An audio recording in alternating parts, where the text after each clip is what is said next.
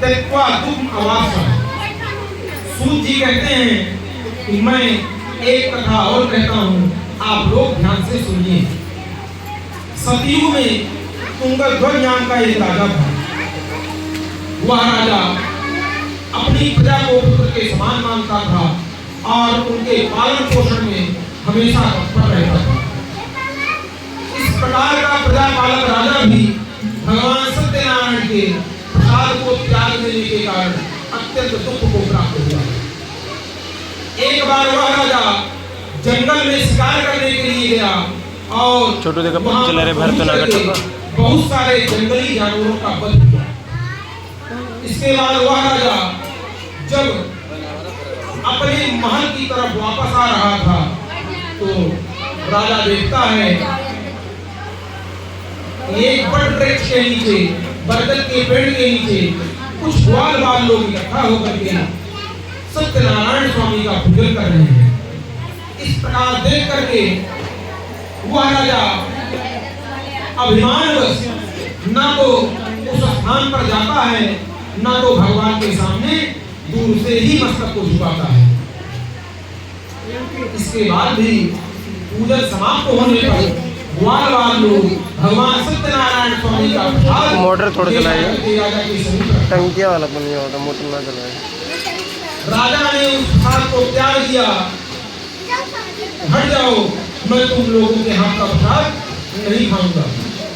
राजा इस प्रकार कह करके उस प्रसाद को त्याग करके अपने महल को चला जाता है। जब राजा अपने महल को पहुंचता है तो देखता है कि संयोगवश उसके महल में आग लग चुकी है और उसका सारा धन धान्य, उसके सभी पुत्र सब जल करके राख हो चुका है, सब कुछ नष्ट हो चुका है। तब राजा अपने मन में विचार करता है कि हो सकता है भगवान सत्यनारायण के प्रसाद को त्यागने से ही मेरी यह दशा हुई हो, यह निश्चित है। इस प्रकार मन में सोच करके राजा शीघ्र ही उस स्थान पर जाता है जहां पर भगवान सत्यनारायण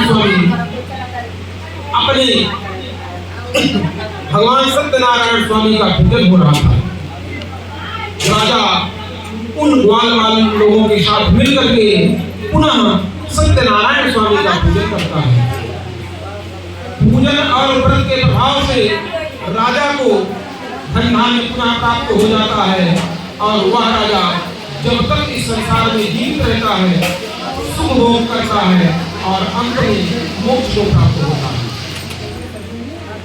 सूत जी महाराज कहते हैं कि जो भी मनुष्य भगवान सत्यनारायण स्वामी के इस पुण्य कार्य करता है वे सब भगवान सत्यनारायण की कृपा से धन धान्य सब कुछ प्राप्त कर लेते हैं।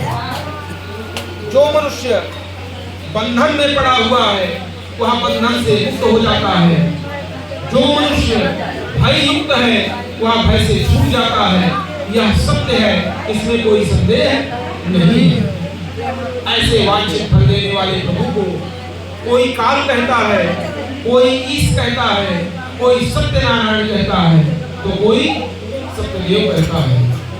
इस कलयुग में भगवान सत्यनारायण स्वामी अनेकों प्रकार का रूप धारण करके मनुष्यों का मनोरथ पूर्ण करते हैं।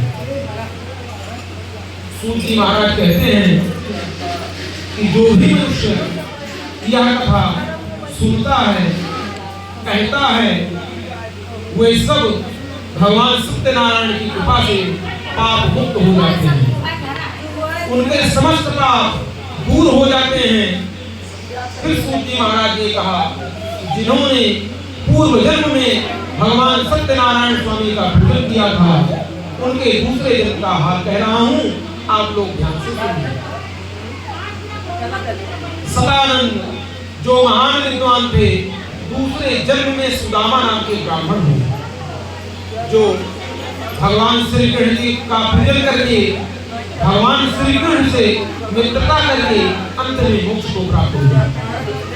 और जो उनका मुख नाम का राजा था, दूसरे जन्म में निषाद हुआ, जो भगवान श्री रंगनाथ जी का पूजन करके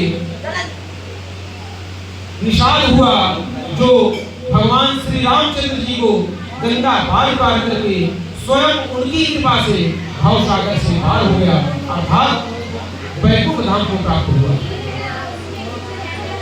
और जो बनिया था दूसरे जन्म में राजा ध्वज हुआ।